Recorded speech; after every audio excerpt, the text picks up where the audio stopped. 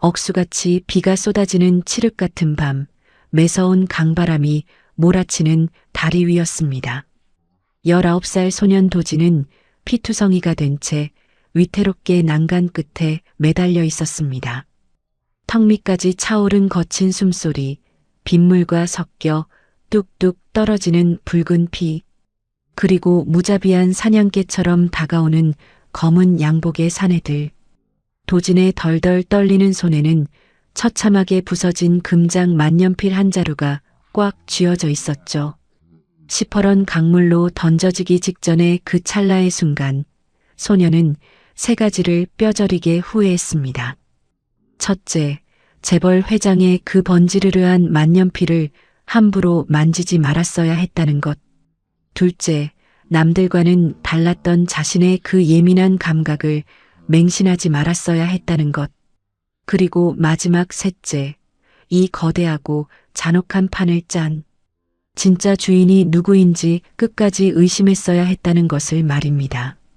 대체 왜 이 어린 소녀는 이런 끔찍한 사지에 몰리게 된 것일까요? 아무도 그가 왜 이런 선택을 했는지 알지 못했습니다. 이 이야기의 뒷이야기가 궁금하시다면 잠시 구독과 알림 설정 부탁드립니다. 지금 어느 곳에서 시청해 주시고 계신지 댓글로 남겨주시면 그곳에 늘 건강과 평안이 깃들기를 마음 깊이 바라겠습니다. 끝까지 들으시면 인생의 큰 깨달음을 얻으실 겁니다. 도심 한복판에 자리 잡은 최고급 한정식집 청아. 그곳은 정재계 인사들이 은밀히 드나드는 겉보기에 화려한 곳이었지만 주방 뒷골목은 늘 매캐한 숯불 연기와 쉴 새 없는 고성으로 가득했습니다. 도진은 그곳에서 손님들의 구두를 닦고 굳은 잔심부름을 도맡아 하는 아무도 눈여겨보지 않는 말단 종업원이었습니다. 19살 소년 도진은 식당에서 가장 은밀한 VIP 특실의 시중을 들고 있었습니다. 문이 열리고 태양건설의 최학수 회장이 위압적인 자세로 방에 들어섰습니다. 도진은 바닥에 엎드리다시피 허리를 숙이며 그의 겉옷을 조심스럽게 받아들었죠.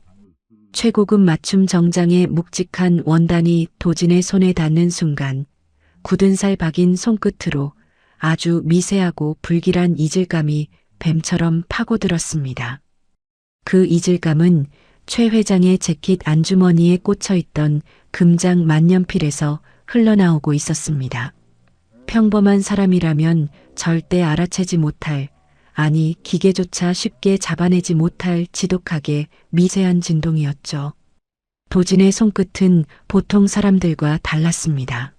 사물의 겉면을 스치는 것만으로도 아주 작은 톱니바퀴가 맞물리는 소리 없는 떨림이나 배터리가 뿜어내는 옅은 미열까지 꿰뚫어 읽어내는 초정밀 촉각을 가지고 있었으니까요. 도진은 숨을 죽인 채 겉옷을 걸며 만년필 표면을 살짝 쓸어내렸습니다. 차가운 금속 케이스 안쪽에서 0.5mm도 채 되지 않을 초소형 모터가 돌아가는 세밀한 전자 진동이 선명하게 느껴졌습니다. 잉크가 있어야 할 자리를 차지한 작은 배터리의 희미한 열기도 손바닥을 달구고 있었죠. 순수한 기계식 만년필에서는 절대로 일어날 수 없는 현상, 그것은 치밀하게 설계된 도청 장치였습니다. 도진의 심장이 요동치기 시작했습니다. 최근 태양건설이 수천억 원대의 정보 유출로 최대 위기를 맞았다는 소문이 뇌리를 스쳤습니다. 회장의 가슴팍 가장 깊숙한 곳에서 누군가 모든 대화를 엿듣고 있었던 것입니다. 도진은 상석에 앉은 최 회장을 훔쳐보았습니다. 호랑이 같은 노예한 사업가조차 제품의 따리를 튼 금속뱀의 존재를 눈치채지 못하고 있었습니다. 이 엄청난 사실을 알려야 할지 아니면 살기 위해 눈을 감아야 할지 소년의 머릿속이 복잡했습니다. 잠시 후 찻상이 준비되었습니다. 도진은 쟁반 한 구석에 놓인 냅킨 아래 떨리는 손으로 적어내려간 쪽지 한 장을 숨겼습니다. 특실 문을 열고 들어가자 정계 인사들과 농담을 주고받는 최 회장의 묵직한 목소리가 방 안을 채우고 있었죠. 도진은 숨소리조차 내지 않고 다가가 찻잔을 내려놓았습니다. 그리고 냅킨을 펴는 척하며 쪽지를 탁자 위로 조심스럽게 밀어 넣었습니다. 회장님, 만년필에 도청 장치가 있습니다. 삐뚤빼뚤하게 적힌 단 한 줄. 찻잔을 들려던 최 회장의 시선이 멈추었습니다. 찰나의 순간 노회한 사업가의 눈빛이 서늘한 칼날처럼 변했죠. 하지만 그는 표정 하나 바꾸지 않고 자연스럽게 차를 마시며 손님들을 응대했습니다. 자리가 파하고 손님들이 돌아간 뒤 텅 빈 특실에는 최 회장과 도진 단둘만이 남았습니다. 숨막히는 정적 속에서 최 회장이 안주머니에서 금장 만년필을 꺼내 탁자 위에 툭 던졌습니다. 내가 쓴 것이냐? 낮고 위압적인 음성이 공기를 무겁게 짓눌렀습니다. 도진은 마른 침을 삼키며 고개를 끄덕였죠. 증명해 보아라. 거짓이라면 오늘 이 방을 무사히 나가지 못할 것이다. 도진은 떨리는 손을 뻗어 차가운 만년필을 쥐었습니다. 손끝에 다시금 미세한 진동이 전해졌습니다. 그는 눈을 감고 오직 손끝의 감각에만 집중했죠. 육각으로 세공된 펜대의 미세한 이음새, 그 틈새로 느껴지는 아주 작은 스프링의 장력. 도진은 회전 방식이 아니라 특정 장식을 누른 채 반대 방향으로 비틀어야 열린다는 것을 오직 감각만으로 알아냈습니다. 달칵!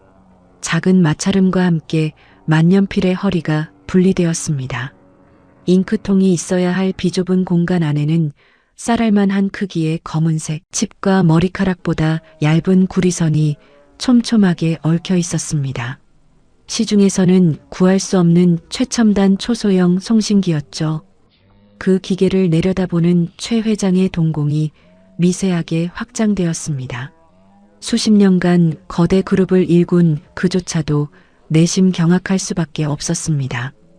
최 회장은 핏발선 눈으로 작고 까만 도청 장치를 챙겨 넣고는 당장 입을 다물라는 엄중한 경고만을 남긴 채 서둘러 특실을 빠져나갔습니다. 도진은 홀로 남아 식은땀으로 범벅이 된 이마를 쓸어내렸죠. 자신이 방금 얼마나 거대한 호랑이의 꼬리를 밟았는지 실감하며 등골이 서늘해지는 것을 느꼈습니다. 같은 시각 태양건설 본사에 위치한 부회장실, 스피커를 통해 들려오던 미세한 소음이 날카로운 파열음과 함께 완전히 끊어져 버렸습니다.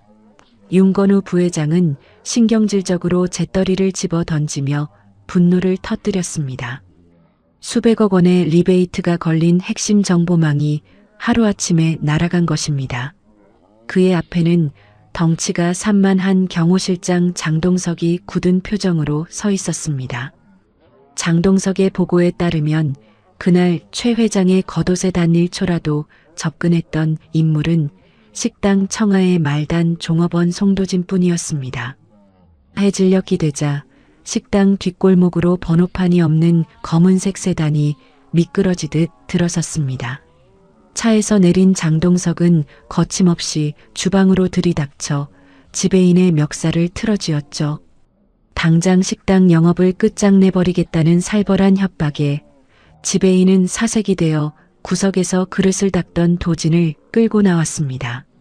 장동석은 바닥에 내동댕이 쳐진 도진의 멱살을 거칠게 낚아채어 허공으로 들어 올렸습니다. 도진의 예민한 피부와 닿아 있는 장동석의 두꺼운 팔뚝에서는 흉포하고 불규칙한 맥박이 요동치고 있었습니다. 사람을 해치는데 익숙한 자의 거친 굳은 살 촉감이 고스란히 전해져 왔죠. 그것은 평생 느껴본 적 없는 지독한 살기였습니다. 냇갓 쥐새끼가 감히 어디서 뭘 주워들었는지는 모르겠지만 한 번만 더 눈에 띄면 그땐 한강 바닥에서 썩게 될 줄 알아라. 섬뜩한 경고가 고막을 찢을 듯 울렸습니다. 도진은 덜덜 떨며 아무것도 모르는 척 애원했지만 소용없는 일이었습니다. 결국 도진은 밀린 일당조차 받지 못한 채 낡은 짐가방 하나만 안고 차가운 거리로 쫓겨나고 말았습니다. 억울함에 입술을 꽉 깨물었지만 거대한 폭력 앞에서 가진 것 없는 19살 소년이 할 수 있는 일은 없었죠. 어두워진 하늘에서는 어느새 굵은 빗방울이 하나둘 떨어지고 있었습니다. 빗줄기는 순식간에 굵어지며 시야를 완전히 가려버리는 맹렬한 폭우로 변해갔습니다. 우산조차 없이 낡은 가방을 끌어안고 텅 빈 거리를 걷던 도진의 옆으로 전조등을 끈 검은색 승합차 한 대가 거대한 포식자처럼 소리 없이 다가와 멈춰 섰습니다. 차 문이 거칠게 열리는가 싶더니 검은 양복을 입은 장동석의 수하들이 쏟아져 나와 도진의 입을 틀어막고 짐짝처럼 차 안으로 처박았습니다. 억울함에 발버둥 쳐보았지만 19살 소년이 저항할 틈은 조금도 주어지지 않았죠. 얼마의 시간이 흘렀을까 승합차가 멈춰선 곳은 매서운 강바람이 몰아치는 인적 끊긴 대교 위였습니다.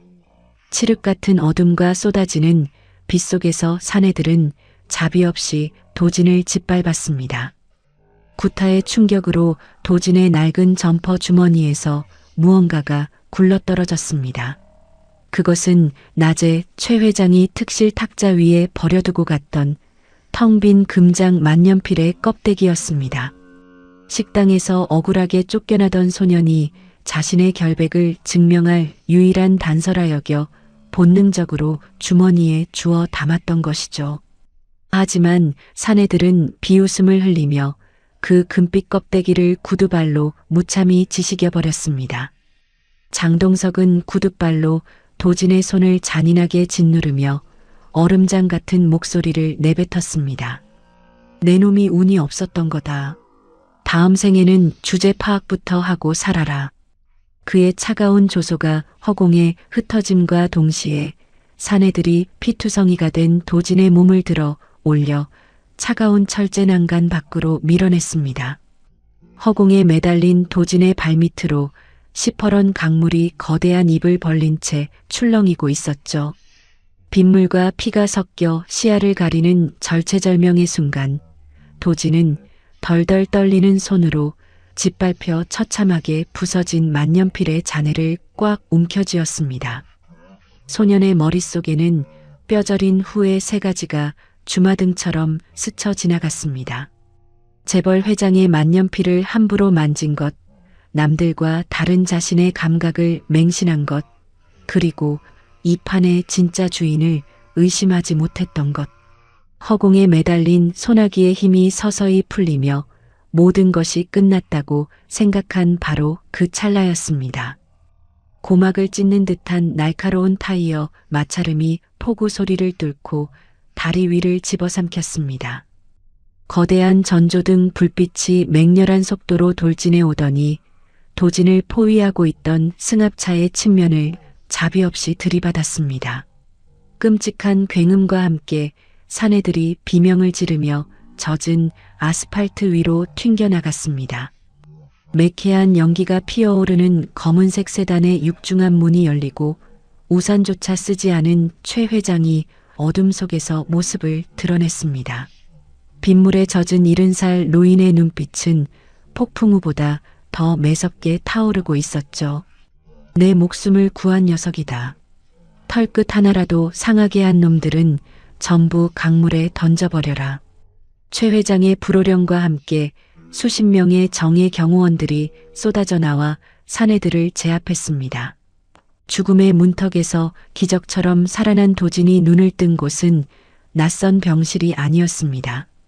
태양건설 본사 최고층에 자리한 삼엄한 경호가 펼쳐진 최 회장의 개인 안가였죠. 폭우가 쏟아지던 그날 밤 이후 최 회장은 도진을 자신의 곁에 두기로 결정했습니다. 표면적인 직함은 회장의 개인 서재를 관리하는 특별 보좌역이었지만 실상은 늙고 병든 호랑이의 눈과 귀가 되어줄 유일하고도 강력한 무기였죠. 며칠 뒤 상처를 어느 정도 회복한 도진은 정식으로 태양건설 본사 회장실에 발을 들였습니다. 거대 기업의 심장부답게 대리석 바닥과 웅장한 가구들로 채워진 그 거대한 공간은 겉보기엔 완벽하게 고요하고 견고해 보였습니다. 하지만 도진의 예민한 손끝이 닿는 순간 그 화려한 위장의 껍데기는 여지없이 벗겨지고 말았죠. 도진은 천천히 걸음을 옮기며 벽면의 목재 장식과 가죽 소파, 심지어 벽에 걸린 묵직한 동양화 액자의 테두리까지 꼼꼼하게 쓸어내렸습니다. 그의 굳은 살 박인 손끝이 지나갈 때마다 숨겨져 있던 추악한 진실들이 하나둘 모습을 드러냈습니다. 소파의 가죽 이음새 안쪽에서 뿜어져 나오는 미세한 전원부의 열기, 액자 뒤편 나무 합판에서 느껴지는 초소형 송신기의 규칙적인 쇳소리 진동. 도진은 오직 맨손의 감각만으로 회장실 곳곳에 교묘하게 심어져 있던 3개의 도청 장치를 추가로 찾아냈습니다. 책상 위에 나란히 놓인 4개의 기계식 뱀들을 내려다보는 최 회장의 주름진 얼굴은 차갑게 굳어 있었습니다. 최근 태양건설은 창사 이래 가장 끔찍한 위기를 겪고 있었습니다. 핵심 광급 공사 입찰에서 내부 예정 가격의 30%가 경쟁사로 고스란히 유출되었고 그로 인해 발생한 막대한 손실액만 무려 5천억 원에 달하고 있었죠. 범인은 회장의 숨소리까지 실시간으로 엿들으며 회사를 통째로 집어삼킬 치밀한 계획을 실행에 옮기고 있었던 것입니다. 최 회장은 도진이 찾아낸 장치들을 지니기며 끓어오르는 분노를 삼켰습니다.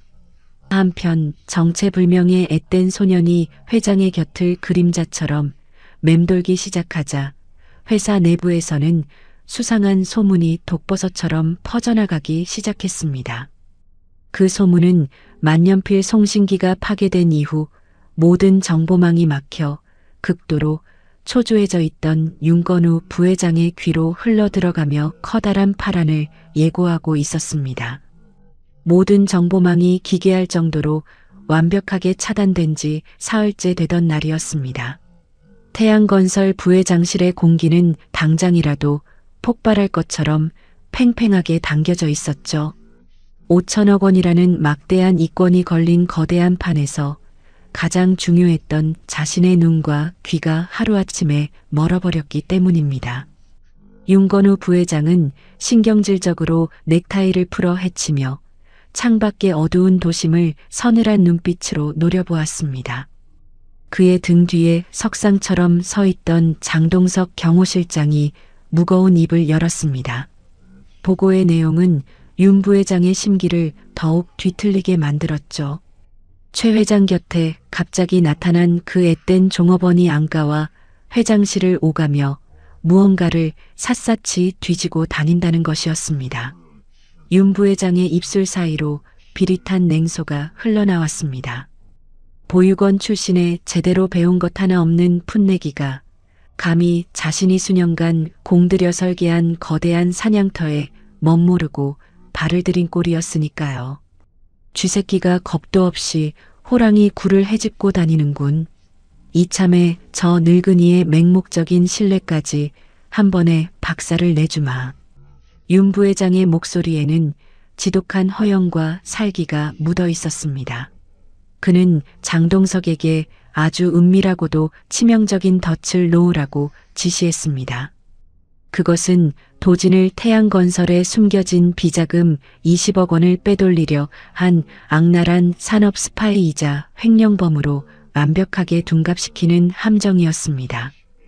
뒷배경 하나 없는 고아 소년에게 그 정도의 누명을 씌워 파멸시키는 것은 그들 같은 권력자들에게는 그저 서류 몇 장을 꾸미는 깃털처럼 가벼운 일이었습니다. 그날 늦은 밤 인적이 완전히 끊긴 본사 건물 20층 어둠을 틈타 잠입한 장동석 의검은 그림자가 도진이 임시로 배정받은 비좁은 책상 앞으로 소리 없이 다가갔습니다. 그는 능숙한 솜씨로 굳게 잠긴 도진의 서랍을 열어젖혔습니다. 이어 그의 두꺼운 손에서 묵직한 서류 봉투 하나가 서랍 가장 깊숙한 어둠 속으로 미끄러져 들어갔습니다. 그 봉투 안에는 도진의 이름으로 교묘하게 위조된 해외 유령 회사의 송금 내역서와 자금 추적이 불가능한 무기명 양도성 예금 증서 20억 원어치가 고스란히 담겨 있었습니다. 겉보기에는 반박할 수 없는 완벽한 범죄의 물증이었죠. 최 회장이 아무리 그 소년을 곁에 두고 아낀다 한들 자신의 등 뒤에서 비자금을 빼돌리려 한 명백한 증거 앞에서는 가차없이 그를 내칠 것이라는 윤 부회장의 악랄한 계산에 깔려 있었습니다.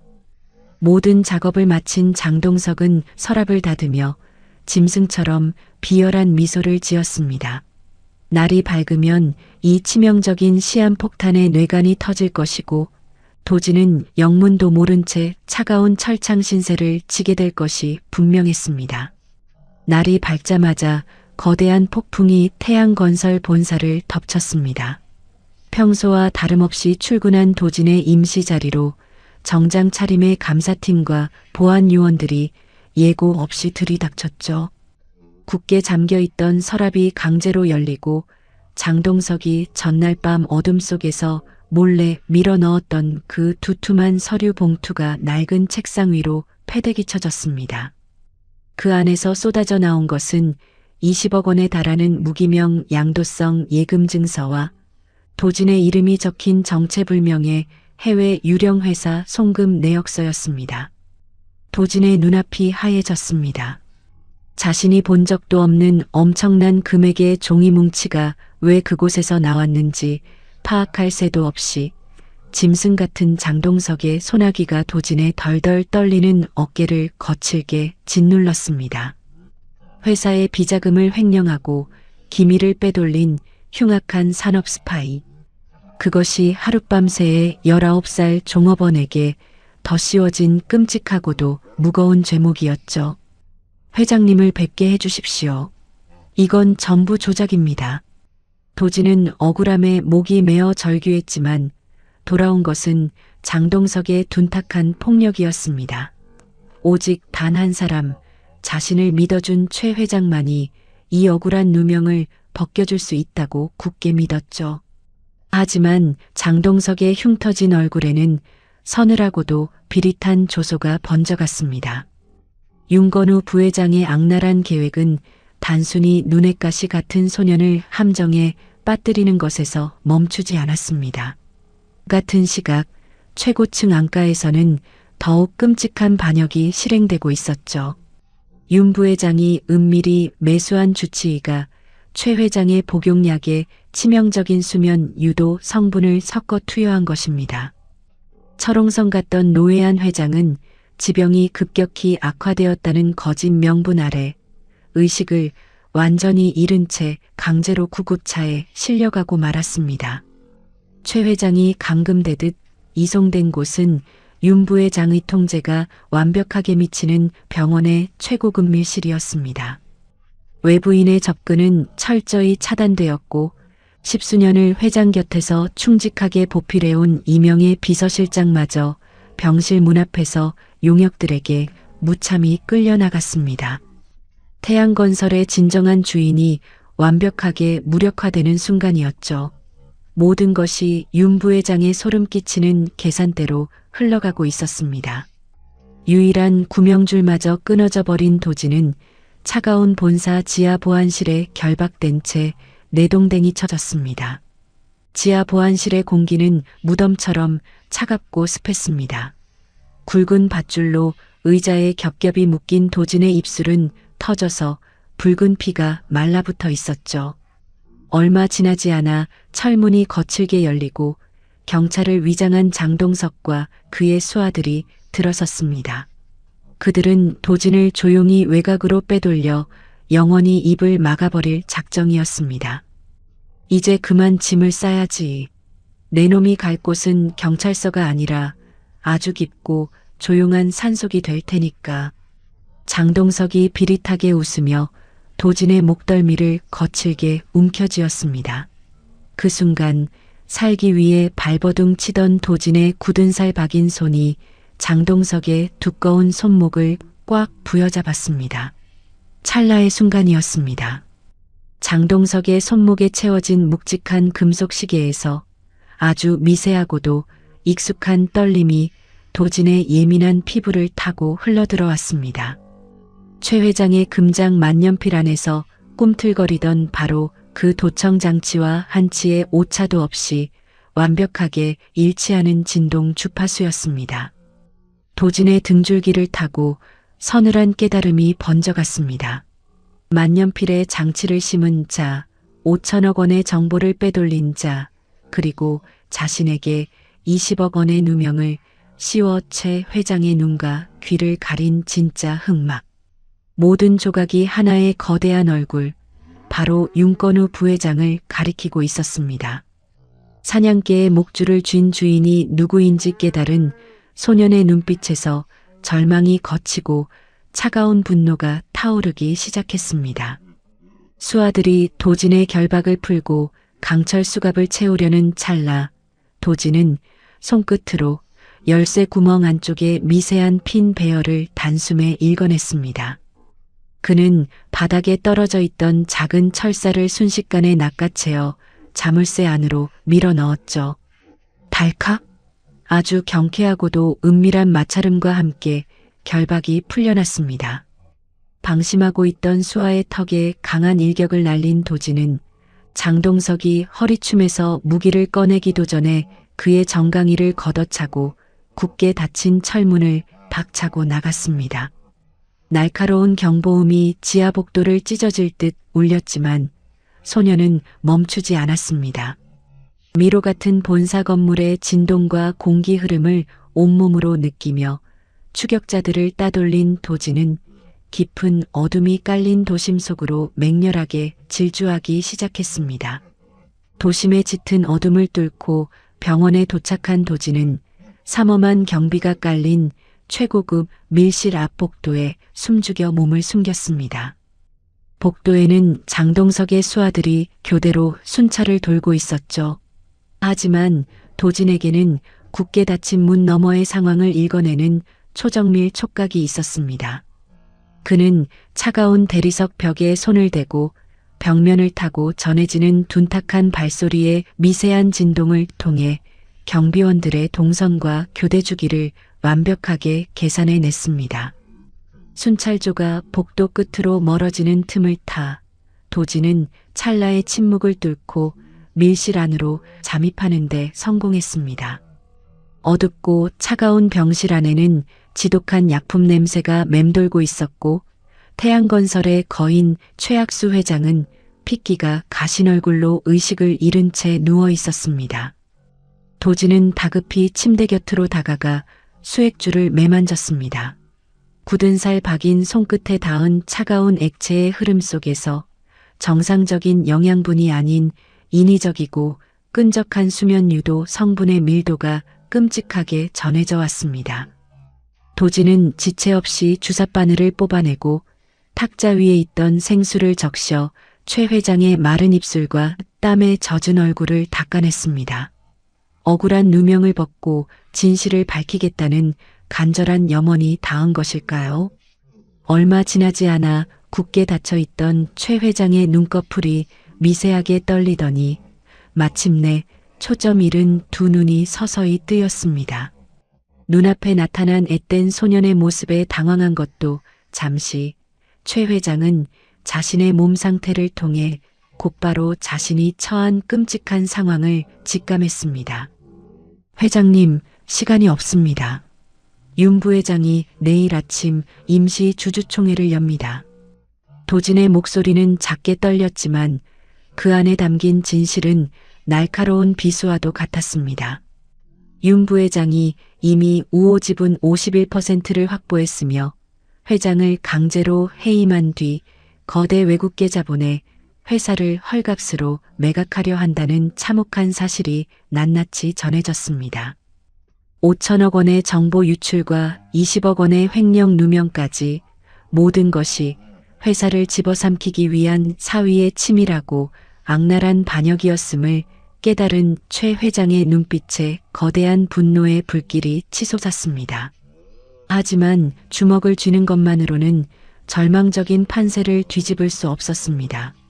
반란군의 우호 지분을 완전히 무력화하고 윤 부회장을 법의 심판대에 세우기 위해서는 그가 저지른 모든 만행이 낱낱이 기록된 구체적인 물증이 필요했죠.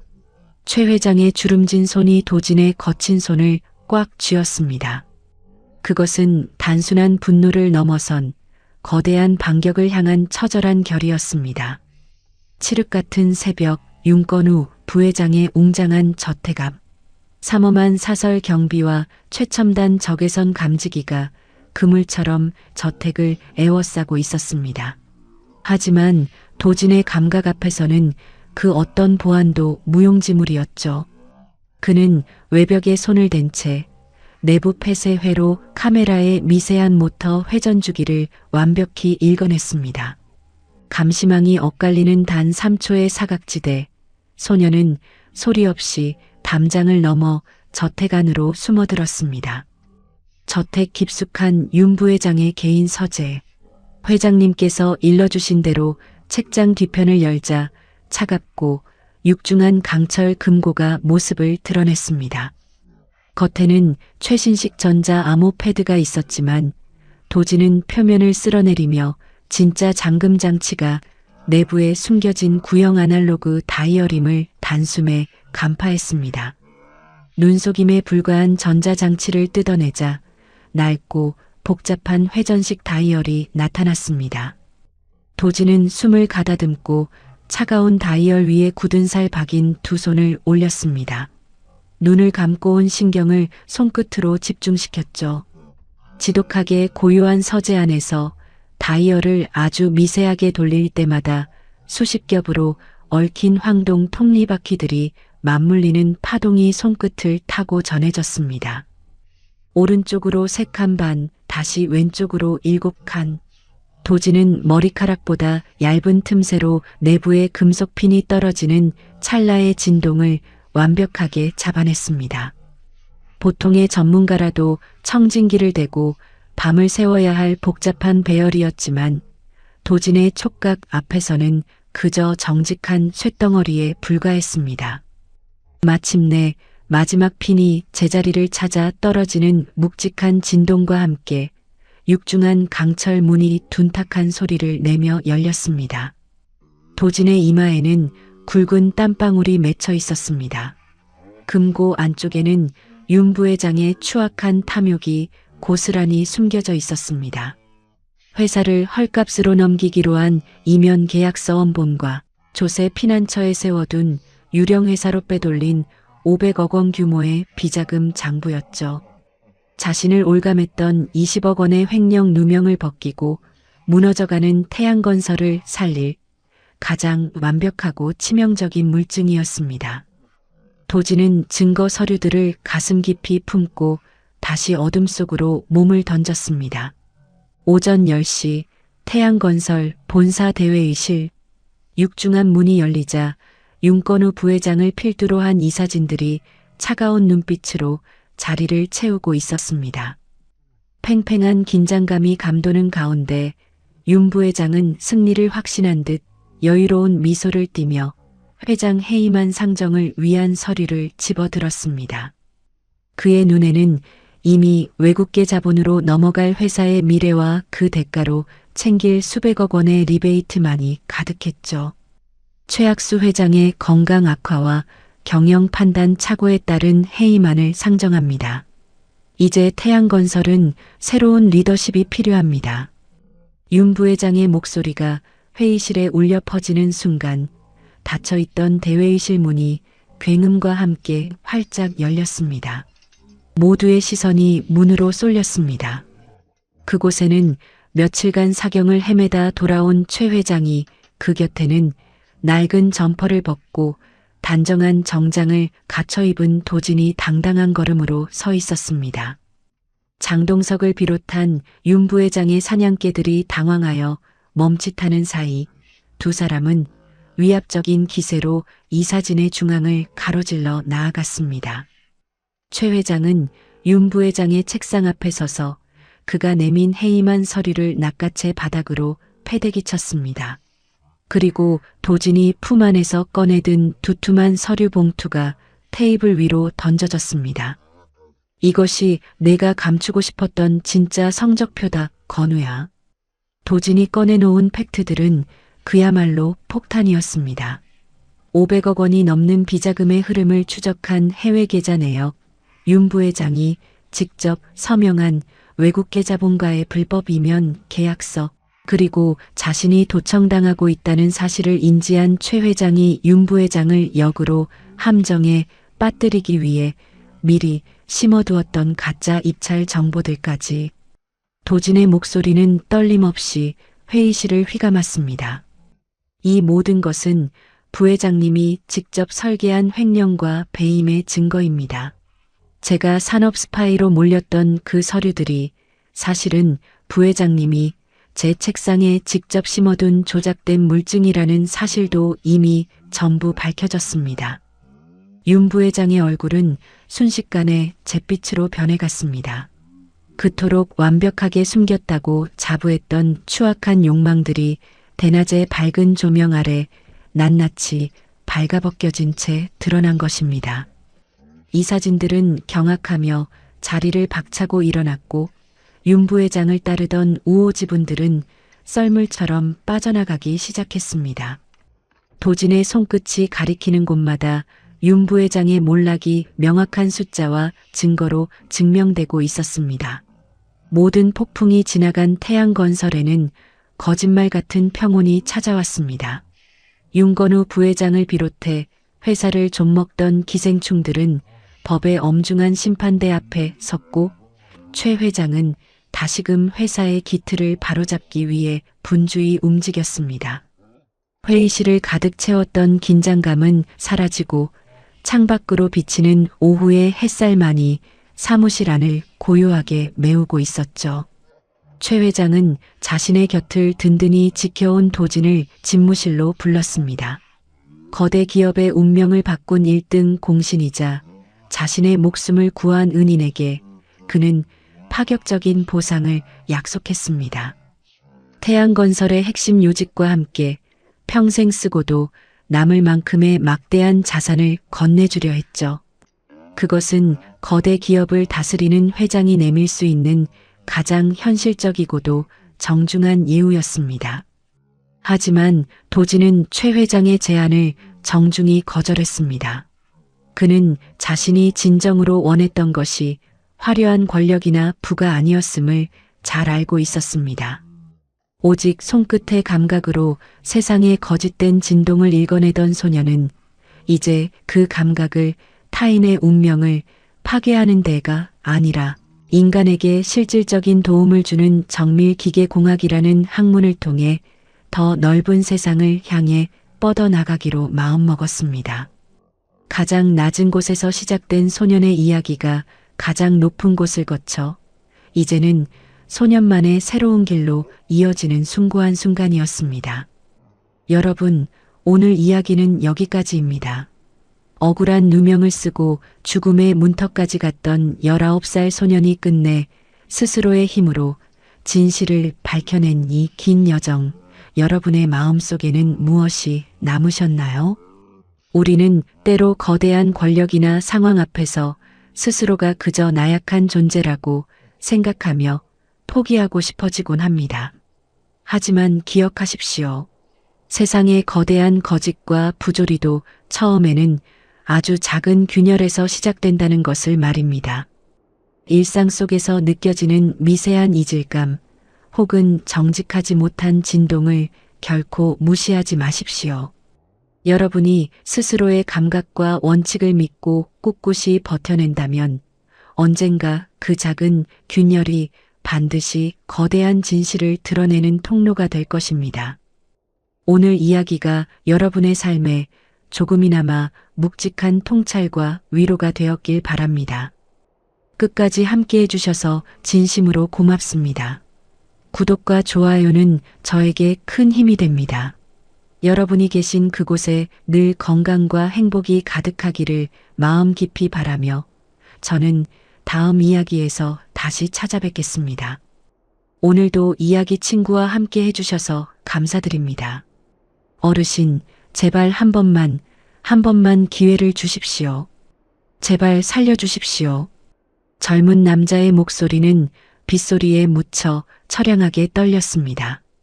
그러나 반쯤 열린 비닐하우스 문틈 사이로 보이는 노인의 시선은 차가웠습니다. 흙 묻은 작업복을 입고 굽은 등으로 무심하게 화초잎을 닦아내던 노인은 곁눈질조차 하지 않은 채 굳게 닫힌 입술을 열었습니다. 당신이 그 사람을 쫓아내며 쓴 시간은 고작 5분이었습니다. 그 5분의 대가가 어떤 것인지 이제 당신의 온 생을 바쳐 뼈저리게 치를 차례입니다. 돌아가시죠. 단호한 일갈과 함께 낡은 미닫이 문이 냉정하게 닫혔습니다. 쾅 하는 소리가 남자의 심장을 내려치는 듯 했습니다. 남자는 굳게 닫힌 문을 부여잡고 오열했지만 그에게 남은 건 뼈르르는 차가운 빗줄기와 완벽한 절망뿐이었습니다. 세상의 모든 것을 숫자와 시스템으로 통제할 수 있다고 믿었던 오만한 후계자. 그가 흙탕물에 무릎을 꿇고 애원하게 만든 그 사람은 과연 누구였을까요? 어떻게 300억 원이 넘는 거대한 기업을 하루아침에 공중분해 직전까지 몰고 간 것일까요? 본격적인 이야기에 앞서 구독과 좋아요를 눌러주시면 더 깊고 진한 인생 사연으로 보답하겠습니다.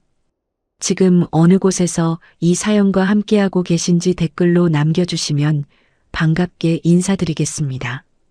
시간을 며칠 전으로 되돌려 봅니다.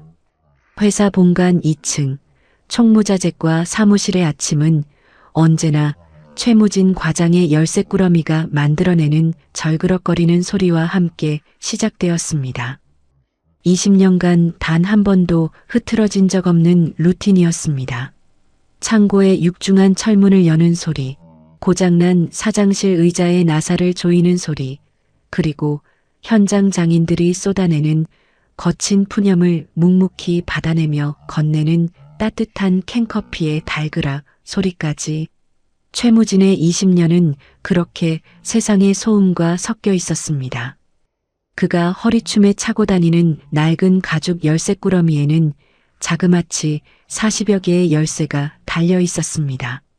누군가는 저걸 왜 아직도 아날로그 방식으로 들고 다니느냐며 혀를 찼지만 최무진에게 그것은 단순한 쇳덩이가 아니었습니다. 회사 곳곳에 숨겨진 문제의 해결책이자 20년 동안 장인들과 함께 땀 흘리며 맺어온 굳건한 약속의 증표였습니다.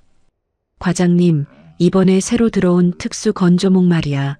습도 조절이 0 이상해. 이거 그대로 쓰면 작품 다 버릴 텐데. 현장 반장의 걱정 어린 목소리에 최무진은 말없이 열쇠꾸러미를 뒤져 가장 작은 열쇠를 꺼냈습니다. 그리고는 습도 센서가 설치된 지하 보관소 문을 열었습니다. 데이터상으로는 정상이었지만 그가 직접 손으로 나무의 결을 짚어보고 코를 대어 냄새를 맡아본 결과는 달랐습니다. 반장님, 이거 어제 밤새 습기 찼습니다. 센서가 노후화됐나 봐요. 제가 직접 점검할 테니 오늘은 작업 중단하고 기계실 정비부터 하시죠. 그의 판단은 늘 정확했습니다. 지난 20년 동안 현장에서 발생한 비상사태 해결 횟수만 1,500번이 넘었습니다. 데이터에 나타나지 않는 현장의 미세한 흐름, 그가 가진 직관과 경험은 청은가구를 지탱해 온 진짜 기둥이었습니다. 하지만 그날 아침 사무실의 공기는 평소와 달랐습니다. 해외에서 경영학을 전공하고 돌아온 창업주의 손자 강태경 이사가 부임해 온 지 일주일째 되는 날이었습니다. 태경은 사무실 문을 열고 들어오자마자 인상을 찌푸렸습니다. 이게 무슨 소음입니까? 21세기에 아직도 열쇠를 차고 다니는 사람이 있다니 정말 시대착오적이군요. 태경의 목소리에는 경멸이 가득했습니다. 그는 자기 앞에 놓인 평판형 컴퓨터 화면만을 응시하며 최무진을 단 한 번도 똑바로 쳐다보지 않았습니다. 최무진은 묵묵히 고개를 숙이며 낡은 수첩을 품에 넣었습니다. 죄송합니다, 이사님. 익숙한 방식이라 조금 불편하셨나 봅니다. 익숙한 게 아니라 비효율적인 겁니다. 우리 회사는 앞으로 모든 자재 관리를 자동화 시스템으로 전환할 겁니다. 최 과장이 해온 방식은 이제 전부 썩은 살이나 다름없어요. 도려내야죠. 태경은 태블릿 화면을 손가락으로 툭툭 치며 말을 이었습니다. 데이터만 있으면 모든 것을 제어할 수 있다는 확신, 사람의 경험을 낡은 구시대의 유물로 치부하는 오만함이 그의 말투 곳곳에 묻어났습니다. 최무진은 아무런 반박도 하지 않았습니다. 그저 조용히 책상을 정리하고 다음 할 일을 수첩에 적을 뿐이었습니다. 40여 개의 열쇠가 달린 꾸러미가 책상 모서리에 부딪히며 서글픈 금속음을 냈습니다. 최무진은 그것이 단순히 자신의 업무 도구가 아니라 곧 닥쳐올 파국의 스위치라는 것을 직감하고 있었습니다. 강태경 이사는 낡은 방식인 최무진을 해고할 명분만을 찾고 있었고, 최무진은 자신이 떠나면 현장의 장인들이 겪게 될 혼란을 생각하며 침묵을 지켰습니다. 오후 2시 회사 본관 3층 회의실 앞 복도는 평소보다 훨씬 무겁게 가라앉아 있었습니다. 최무진 과장은 굳게 닫힌 회의실 문을 응시하며 잠시 숨을 골랐습니다. 허리춤의 열쇠 꾸러미가 평소보다 더 무겁게 느껴졌습니다. 안에서 들려오는 날카로운 태경의 목소리는 사무실의 공기를 순식간에 차갑게 얼어붙게 했습니다. 앉으세요. 길게 할 생각 없습니다. 5분이면 충분하니까요. 회의실 안으로 들어서자 태경은 평판형 컴퓨터 화면을 가리키며 삐딱하게 앉아 있었습니다. 최무진은 조용히 의자를 빼고 앉았습니다. 책상 위에는 그 어떤 서류도 놓여 있지 않았습니다. 오직 태경이 사용하는 태블릿과 최무진이 평생을 품어온 낡은 수첩만이 놓여 있을 뿐이었습니다. 최 과장, 지난 20년간 회사에 헌신한 거 모르는 바 아닙니다. 하지만 세상이 바뀌었어요. 당신이 해온 일은 이제 컴퓨터 프로그램 하나면 누구나 할 수 있는 일입니다. 아니, 오히려 당신이 관리하던 방식이 회사의 발전을 가로막고 있어요. 태경의 말은 칼날처럼 날카로웠습니다. 그는 최무진의 20년 세월을 고작 발전을 가로막는 비효율로 정해 내렸습니다. 최무진은 아무런 대답도 하지 않았습니다. 그저 묵묵히 자신의 낡은 수첩을 바라보았습니다. 거기에는 회사가 가장 힘들었던 시절, 현장 장인들과 눈물을 나누며 함께 버텨왔던 기록들이 빼곡히 적혀 있었습니다. 오늘부로 정리하겠습니다. 퇴직금은 시스템대로 계산해서 지급할 겁니다. 더 이상 군말 마시고 짐 챙겨서 나가시죠. 태경은 태블릿 화면을 손가락으로 가볍게 툭 치며 말을 끝냈습니다. 5분. 최무진의 20년을 부정하는 데 걸린 시간은 겨우 5분이었습니다. 최무진은 천천히 자리에서 일어났습니다. 무릎이 조금 떨렸지만 허리를 곧게 펴고 태경을 내려다보았습니다. 태경의 눈빛에는 일말의 미안함도 그리고 상대에 대한 최소한의 예의도 없었습니다. 이사님, 시스템은 숫자로 움직이지만 그 숫자를 만드는 건 결국 사람입니다. 이 회사가 지금까지 버텨온 건 데이터가 아니라 사람과 사람 사이의 믿음 때문이었습니다. 또 그놈의 믿음 타령입니까? 그 믿음이 회사를 키워줍니까? 지금 당장 나가세요. 내일부터는 최 과장의 자리에 시스템 전문가가 올 겁니다. 최무진은 짧게 고개를 숙였습니다. 그는 더 이상 변명하지 않았습니다. 대신 책상 위에 차분히 내려놓은 것은 40여 개의 열쇠가 달린 낡은 열쇠 꾸러미였습니다. 찰그락하는 금속음이 회의실 안에 유난히 크게 울려 퍼졌습니다. 그 소리는 20년 헌신의 종언을 알리는 신호탄과도 같았습니다. 그가 회의실 문을 열고 복도로 나서는 순간 격리팀과 자재팀 직원들이 숨을 죽인 채 그를 바라보고 있었습니다. 다들 눈치채고 있었던 것입니다. 최무진은 후배 직원들에게 옅은 미소를 지어 보였습니다. 과장님, 정말 가시는 거예요? 이렇게 갑자기. 괜찮다. 다들 몸 잘 챙기고 현장 일은 무리하게 하지 마라. 특히 건조목 습도는 꼭 사람이 직접 확인해야 한다. 최무진은 자신의 책상 위에서 가족 사진 한 장만을 챙겨 들었습니다. 다른 것은 아무것도 가져가지 않았습니다. 20년간 쌓아온 모든 흔적을 뒤로한 채 그는 정문을 향해 뚜벅뚜벅 걸어 나갔습니다. 복도 저편에서 그 모습을 지켜보던 태경은 비서에게 차가운 지시를 내렸습니다. 저 자리 내일 아침까지 싹 치우세요. 그리고 낡은 물건들은 전부 쓰레기장으로 보내버리라고 하세요. 오후 4시 최무진이 회사 정문을 나서자 가을의 찬바람이 얼굴을 스쳤습니다. 그는 가방 속 수첩을 만지작거렸습니다. 10수년의 기록이 고스란히 담긴 수첩이었지만 이제 그에게는 아무런 쓸모가 없게 되었습니다. 최무진은 하늘을 올려다보았습니다. 구름 한 점 없이 맑았지만 그 맑음이 오히려 더 쓸쓸하게 느껴졌습니다. 그날 저녁 청운가구 사무실에는 묘한 긴장감이 흘렀습니다. 태경은 아버지인 회장에게 전화를 걸어 의기양양하게 보고했습니다. 아버지, 제대로 칼을 빼들었습니다. 이제 우리 회사는 완벽하게 디지털화될 겁니다.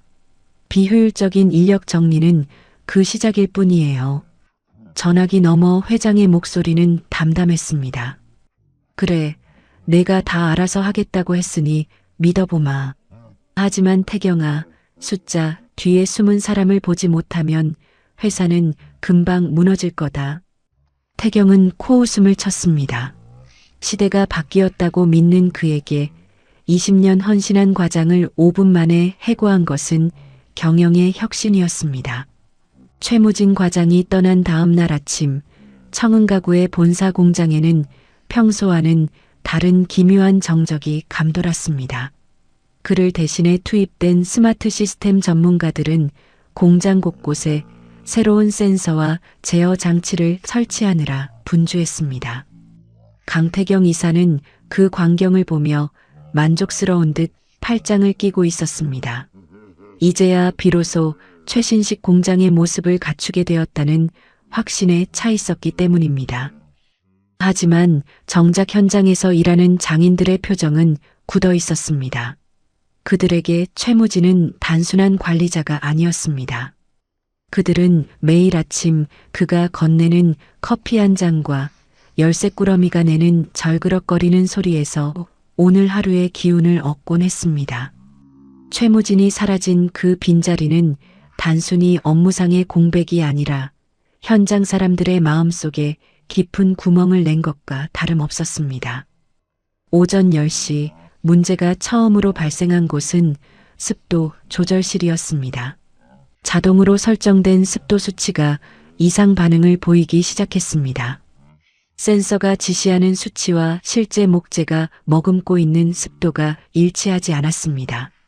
최무진이라면 단번에 냄새와 결만 보고도 알아차렸을 미세한 변화였지만 새로 도입된 스마트 시스템은 오로지 데이터만을 신뢰했습니다.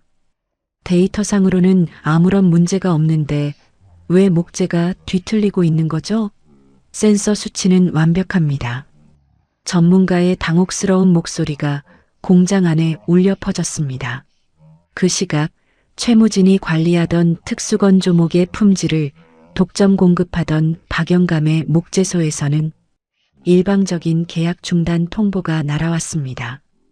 이유도 설명하지 않은 채 청운가구에 더 이상 어떠한 목재도 공급하지 않겠다는 서면이 태경의 책상 위에 던져졌습니다. 태경은 코웃음을 쳤습니다. 감히 하청업체가 원청의 지시를 거부하다니 그는 즉시 법무팀을 동원해 내용 증명을 보내고 위약금을 청구하겠다고 엄포를 놓았습니다. 하지만 이는 더 큰 재앙의 불씨를 당기는 꼴이었습니다. 목재 공급이 끊기자 공장의 메인 컨베이어 벨트는 멈춰섰고 제때 완성품을 납품하지 못한 결과로 대규모 거래처들로부터 거센 항해 전화가 빗발치기 시작했습니다. 공장장이 다급하게 태경을 찾아왔습니다. 그는 땀을 흘리며 최무진의 복귀를 은근히 권유했습니다. 이사님, 아무래도 최 과장이 돌아와야 할 것 같습니다. 박 영감님은 최 과장이 아니면 절대 목재를 내주지 않는 분입니다. 이건 시스템으로 해결할 수 있는 문제가 아닙니다. 박 영감이라는 사람이 대체 누군데 그럽니까? 고작 목재 공급업자일 뿐 아닙니까? 우리가 돈을 주고 사는 건데 돈이면 다 해결되는 겁니다. 대체 업체 찾으세요. 당장. 태경의 오만함은 끝이 없었습니다. 그는 현장의 소리를 낡은 자들의 패배주의로 치부했습니다. 이틀이 지났지만 상황은 나아지지 않았습니다. 오히려 대체 업체에서 가져온 목재들은 수제 가구의 명성을 이어가기에 턱없이 부족한 싸구려 합판이었습니다. 그날 오후 현장 장인들은 삼삼오오 모여 불만을 터뜨리기 시작했습니다. 최무진이 남긴 낡은 열쇠꾸러미를 대신할 시스템은 그저 쇳덩어리 기계일 뿐이었습니다. 장인들은 기계를 끄고 일을 멈추었습니다. 그들은 더 이상 데이터가 지시하는 기계적인 작업에 응하지 않겠다는 무언의 항의를 시작한 것입니다. 공장 안은 정적에 휩싸였습니다. 돌아가야 할 기계는 멈춰섰고 공기 중에는 긴장감만이 가득했습니다. 태경은 자신의 사무실에서 모니터를 뚫어지게 쳐다보고 있었습니다. 매출 그래프는 수직으로 하락하고 있었고 납품 기한을 지키지 못해 발생할 위약금만 벌써 300억 원이 넘어가고 있었습니다. 그는 자신의 선택이 틀렸을 리 없다고 스스로를 다독였습니다. 그저 시스템의 오류일 뿐 조금만 더 시간이 지나면 모든 것이 다시 정상을 찾을 것이라 믿었습니다. 하지만 그가 버린 최무진의 낡은 열쇠꾸러미 속에는 그가 평생 알지 못할 사람들의 마음을 잇는 보이지 않는 연결고리들이 담겨 있었습니다. 태경이 사무실 창밖을 내려다보자 현장을 떠나는 장인들의 뒷모습이 보였습니다. 그들의 발걸음은 무거웠고 청은 가구의 미래는 짙은 안개 속으로 사라져가고 있었습니다. 이제 겨우 사흘째, 하지만 청은 가구의 몰락을 향한 카운트다운은 이미 돌이킬 수 없는 지점을 지나고 있었습니다. 태경은 도저히 이 상황을 받아들일 수 없었습니다. 시스템은 완벽했고 데이터는 거짓말을 하지 않았습니다. 그런데 왜 공장은 멈추고 하청업체들은 연락을 끊었단 말입니까? 그는 결국 자신의 오만함을 꺾고 사태의 근원이라 지목된 외곽의 비닐하우스를 직접 찾아가기로 결심했습니다. 비가 억수같이 쏟아지는 밤이었습니다. 태경은 최고급 수트가 흙탕물에 젖는 줄도 모르고 비닐하우스 문 앞에 섰습니다. 그곳은 청은 가구의 생명줄이라 불리는 특수 건조목을 독점 공급하는 박 영감의 거처였습니다. 태경은 문을 두드리며 다급하게 외쳤습니다. 박 영감님, 안에 계신 거 압니다. 대체 왜 목재 공급을 끊으신 겁니까? 계약 위반 아닙니까? 우리 회사 상황이 지금 얼마나 위중한지 모르십니까? 잠시 후 낡은 미닫이 문이 끼익 소리를 내며 열렸습니다. 안에는 노인 한 명이 촛불 하나의 의지에 화초를 닦고 있었습니다. 태경은 그를 보자마자 화를 쏟아내려 했지만 노인의 눈빛을 마주한 순간 입을 다물 수밖에 없었습니다. 박 영감의 눈빛은 마치 짐승을 내려다보는 듯한 차가움 그 자체였습니다. 이사님, 아니 강 이사님, 당신이 내쫓은 그 사람 최무진 과장이 어떤 사람인지 알기나 합니까? 박 영감의 낮은 목소리가 빗소리를 뚫고 울려 퍼졌습니다. 태경은 당황하며 대꾸했습니다. 그저 회사의 효율을 떨어뜨리던 오래된 관리자일 뿐입니다. 데이터로 충분히 대체 가능하다고 판단했습니다. 그 말을 들은 박영감은 헛웃음을 지었습니다. 그는 닦던 화초를 내려놓고 천천히 일어섰습니다. 데이터?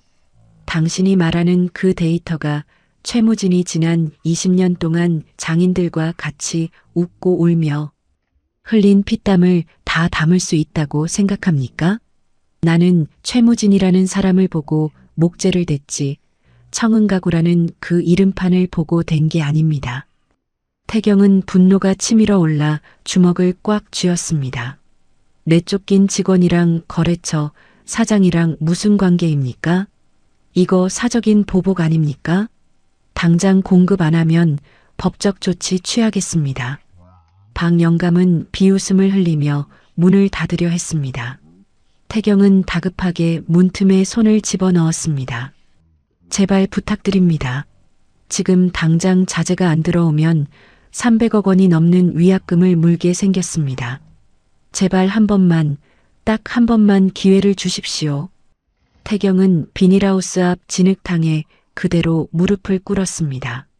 빗물이 그의 얼굴을 타고 흘러내려 눈물인지 빗물인지 구분할 수 없었습니다. 그러나 노인은 조금도 흔들리지 않았습니다. 당신이 그 사람을 쫓아내며 쓴 시간은 고작 5분이었습니다.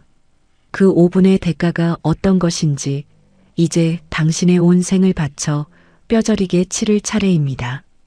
돌아가시죠. 쾅! 하는 소리와 함께 문이 닫혔습니다. 태경은 굳게 닫힌 문을 부여잡고 짐승 같은 오열을 토해냈습니다. 그가 그토록 멸시했던 최무진이라는 사람이 사실은 회사를 지탱하는 거대한 뿌리였다는 사실을 뼈저리게 깨달은 순간이었습니다. 하지만 이미 늦었습니다. 그는 비닐하우스 안에서 들려오는 빗소리만이 자신의 처지를 비웃는 것처럼 느껴졌습니다. 태경이 돌아온 회사는 그야말로 아비규환이었습니다. 최무진이 떠난 빈자리에는 새로운 자동화 프로그램이 설치되어 있었지만 그 프로그램은 목재의 미세한 결조차 읽어내지 못했습니다. 장인들은 기계를 멈춘 채 작업대 위에 앉아 담배만 피워대고 있었고 회사 로비에는 납기일을 맞추지 못한 거래처 사장들의 항의가 끊이지 않았습니다. 재무이사가 태경의 사무실로 달려들어왔습니다. 그의 얼굴은 백지장처럼 하얗게 질려 있었습니다. 이사님, 큰일 났습니다. 지금 배송 노조에서까지 파업을 예고했습니다. 최무진 과장이 직접 관리하던 납품 루트가 완전히 막혔습니다. 시스템으로 경로를 재설정하려 해도 기사들이 최 과장이 아니면 운송 거부를 하겠다고 버티고 있습니다. 태경은 책상 위에 머리를 박고 싶었습니다. 자신이 도려내야 할 썩은 살이라 여겼던 것들이 사실은 회사의 혈관이자 신경이었음을 이제야 알게 된 것입니다. 사방에서 날아오는 위약금 청구서와 빗발치는 항해 전화는 태경이 쌓아 올린 오만한 성을 밑바닥부터 흔들어대고 있었습니다. 그는 어둠이 짙게 깔린 사무실 창가에 서서 밖을 내려다보았습니다. 공장 안쪽에서 희미하게 비치는 불빛이 애처로워 보였습니다. 무진이 매일 아침 열쇠꾸러미를 돌리며 켜놓았던 그 불빛은 이제 어디에서도 찾아볼 수 없었습니다. 태경은 자신의 선택이 결국 회사를 파멸로 이끌고 있다는 사실을 누구보다도 확실하게 직감하고 있었습니다. 밤은 깊었지만 태경에게는 잠들 수 없는 긴 밤이 시작되었습니다. 시스템은 차갑게 빛나고 있었지만 그 안에는 온기가 없었습니다. 그리고 그 온기 없는 시스템은 무진이 떠난 청은가구를 무덤처럼 조용하게 만들어가고 있었습니다. 태경은 이제야 비로소 깨달았습니다. 자신이 쫓아낸 것은 사람이 아니라 자신의 모든 것이었다는 사실을 말입니다. 공장은 말 그대로 거대한 무덤이 되어가고 있었습니다. 최무진이 떠난 지 열흘이 넘어가자 청운가구의 정교한 수제 가구 제작 공정은 완전히 마비 상태에 빠졌습니다. 자동화 시스템이 아무리 정밀하게 수치를 계산해 내놓아도 나무가 가진 성질과 장인들의 손끝에서 나오는 미세한 온기를 대신할 수는 없었습니다. 강태경 이사는 여전히 자신의 사무실에서 화면 속 숫자만을 쳐다보고 있었습니다. 그는 상황의 심각성을 인정하기보다는 현장 인력들이 사보타주를 벌이고 있다고 믿었습니다. 그는 외부에서 고용한 시스템 엔지니어들에게 소리쳤습니다. 다들 뭐하고 있습니까? 데이터가 왜 이 모양이죠? 센서 값이 실시간으로 전송되지 않습니까? 인력들이 의도적으로 장비를 끄고 있는 게 분명합니다. 당장 노조 대표를 불러오세요. 근로계약 위반으로 전원 징계 절차에 들어가겠습니다. 태경의 광기 어린 지시는 현장에 불을 질렀습니다. 노조 대표가 회의실로 불려왔지만 태경은 그와 대화할 생각이 전혀 없었습니다. 그는 책상 위에 놓인 태블릿을 두드리며 엄포를 놓았습니다. 효율성이 떨어지는 인력은 우리 회사에 필요 없습니다. 지금 당장 정상 가동하지 않으면 내일부터 대규모 구조 조정을 단행하겠습니다. 시스템은 거짓말을 하지 않는데 왜 자꾸 여러분이 시스템을 거부하는 겁니까? 노조 대표는 쓴웃음을 지으며 태경을 똑바로 응시했습니다. 20년 넘게 이 공장에서 잔뼈가 굵은 그는 태경의 눈동자에서 일말의 인간미도 찾을 수 없었습니다. 이사님, 시스템이 거짓말을 안 한다고요? 하지만 시스템은 가구가 숨을 쉬는 걸 모르지 않습니까? 최무진 과장이 왜 굳이 열쇠꾸러미를 들고 공장 구석구석을 누볐는지 아십니까? 그건 데이터로는 절대 알 수 없는 나무의 아픔을 달래주기 위해서였습니다. 이사님은 지금 가구를 만드는 게 아니라 기계적인 쇳덩이를 찍어내려 하고 계신 겁니다. 말대꾸하지 마세요. 내가 원하는 건 오직 생산량뿐입니다. 당장 기계 돌리세요. 태경은 노조 대표를 사무실에서 쫓아냈습니다. 그는 자신이 구축한 완벽한 시스템이 부정당한다는 사실에 몹시 분노했습니다. 하지만 사무실 밖을 나선 노조 대표는 동료들에게 조용히 전달했습니다. 더 이상 이 오만한 이사 밑에서는 작업할 수 없다고 말입니다. 그날 밤 태경은 또다시 재무이사를 불러들였습니다. 회사의 상황은 참담했습니다. 계약을 파기하겠다는 통보가 하루에 서너 건씩 날아들었고 위약금 규모는 이제 300억 원을 훌쩍 넘어서고 있었습니다. 이대로 가면 다음 분기 손실을 감당할 수 없습니다.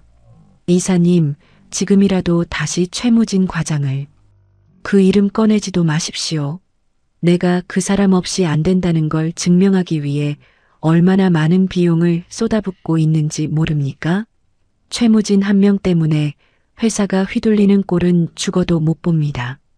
태경은 자신의 자존심과 고집을 지키기 위해 회사를 벼랑 끝으로 몰아넣고 있었습니다.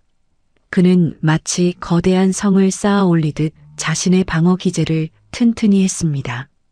자신의 결정이 옳았음을 입증하기 위해서라면 회사가 파산하는 것조차 감수하겠다는 태도였습니다.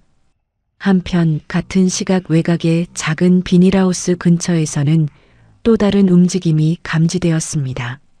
박 영감은 최무진과 조용히 차를 마시고 있었습니다. 두 사람의 대화는 담담했지만 그 속에는 태경의 오만이 가져올 파멸을 예견하는 비장함이 서려 있었습니다. 최 과장, 그 젊은 놈은 결국 자기가 쌓아 올린 숫자의 탑 속에서 갇혀 죽을 거야. 사람이 없는 경영이 어떤 결과를 가져오는지 똑똑히 보게 되겠지. 박 영감님, 저는 회사가 망하는 것을 바라지 않습니다. 단지 그 이사가 자신의 오만함을 스스로 깨닫기를 바랄 뿐입니다. 제가 돌아간다고 해결될 일이 아닙니다. 이미 시스템은 엉망이 되었고 현장 사람들의 마음은 돌아설 수 없을 만큼 상처받았습니다. 최무진은 창밖의 어둠을 응시했습니다.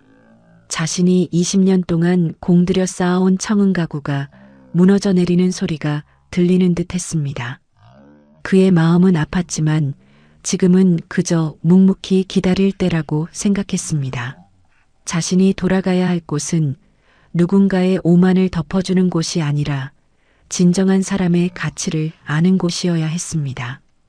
태경은 시스템을 구축하고 완벽을 기했다고 믿었지만 결과적으로 그는 스스로의 무덤을 파고 있었습니다.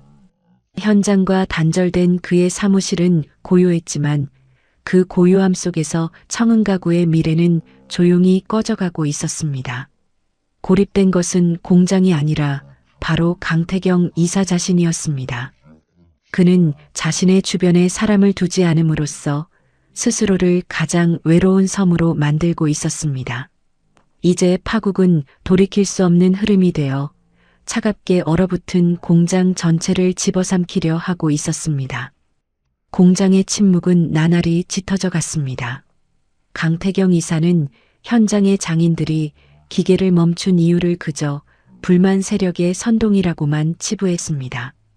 그는 자신의 시스템이 틀릴 리 없다는 오만을 증명하기 위해 공장 내부의 움직임을 일거수일투족 감시할 수 있는 새로운 눈을 심어두었습니다.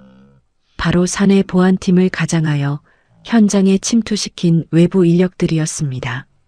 그 중에서도 보안팀장으로 위장에 들어온 한 남자는 태경에 충실한 개노릇을 하며 현장의 분위기를 조직적으로 이간질하기 시작했습니다. 그는 장인들 사이를 오가며 최무진 과장이 떠나기 전 회사 공금을 횡령했다거나 협력 업체로부터 뒷돈을 챙겨왔다는 악의적인 유언비어를 퍼뜨렸습니다. 다들 최무진 과장만 믿고 따랐지? 근데 그거 알아? 그 양반이 뒤로는 박영감이랑 짜고 목재 가격을 부풀려서 챙긴 돈이 얼마인지. 우리가 이렇게 고생하는 게 다 그 인간이 회사 곳곳에 구멍을 내놨기 때문이야. 보안팀장의 교묘한 이간질은 순진한 장인들의 마음에 의심의 씨앗을 뿌렸습니다. 20년간 함께 땀 흘리며 쌓아온 신뢰는 한순간의 가시 돋친 말들에 의해 갈기갈기 찢겨나갔습니다. 현장 곳곳에서는 최무진을 그리워하던 목소리 대신 그를 원망하고 비난하는 거친 욕설들이 오가기 시작했습니다. 공장 안의 신뢰가 깨지자 장인들은 서로를 의심하기 시작했습니다. 누가 누구를 밀고 했는지, 누가 시스템의 오류를 은폐했는지에 대한 불신이 팽배해졌습니다. 이것이 바로 태경이 노렸던 바였습니다. 내부의 결속을 무너뜨리면 자연스럽게 시스템의 통제를 받아들일 수밖에 없게 될 것이라 믿었기 때문입니다.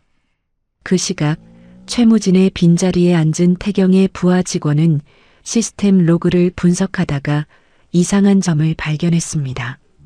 최무진이 남긴 낡은 수첩에 기록된 코드와 현재 돌아가는 자동화 시스템의 연동 방식이 어딘가 어긋나 있다는 사실이었습니다. 하지만 그 직원은 태경의 눈치가 보여 이를 감히 보고하지 못했습니다. 최무진의 기록을 낡은 유물로 취급하는 태경의 고집을 꺾을 용기가 없었기 때문입니다. 최무진은 이러한 상황을 멀리서 전해 들으며 뼈저린 아픔을 느꼈습니다. 자신이 평생을 바쳐 갖고 온 청은 가구가 한 사람의 오만과 악의적인 이간질로 인해 괴물처럼 변해가는 과정을 지켜보는 것은 고문이나 다름없었습니다. 과장님, 지금 공장은 아예 엉망이 되었습니다. 이제는 서로 눈도 안 마주칩니다. 이사님이 심어둔 놈들이 사람들의 마음을 완전히 헤집어놨어요. 현장 반장의 전화를 받은 최무진은 씁쓸한 한숨을 내쉬었습니다. 자신이 돌아가서 해결할 수 있는 일은 이미 범위를 넘어섰습니다. 사람이 사람을 믿지 못하는 공간에서 그 어떤 훌륭한 시스템이나 기술도 무용지물일 뿐이었습니다. 태경은 이러한 분열을 보며 승리감에 도취했습니다. 현장의 저항이 사라지고 다들 겁에 질려 기계 앞에 서는 것을 보며 그는 자신의 시스템이 마침내 자리를 잡았다고 착각했습니다. 하지만 그것은 생산의 재개가 아니었습니다. 죽은 기계 앞에서 넋을 잃고 서 있는 사람들의 비극일 뿐이었습니다.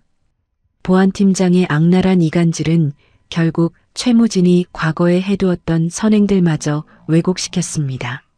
집을 팔아 직원들의 월급을 메꿔주었던 그 숭고한 희생조차 누군가는 자신의 자리를 보전하기 위한 위선이었다고 깎아내렸습니다.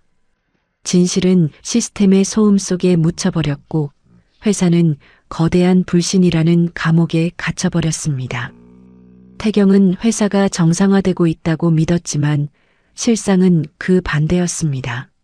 마음이 떠난 노동자들의 손끝에서 나오는 가구는 이제 더 이상 청은가구의 이름을 가질 수 없는 싸구려 부속품에 불과했습니다. 소비자들이 가장 먼저 그 변화를 감지하기 시작했습니다. 온라인 커뮤니티에는 제품의 품질이 예전만 못하다는 항해 글이 올라오기 시작했고 브랜드의 명성은 벼랑 끝으로 내몰리고 있었습니다. 태경은 눈앞의 숫자에만 매몰되어 진짜 중요한 가치인 브랜드의 영혼이 죽어가고 있다는 사실을 깨닫지 못했습니다.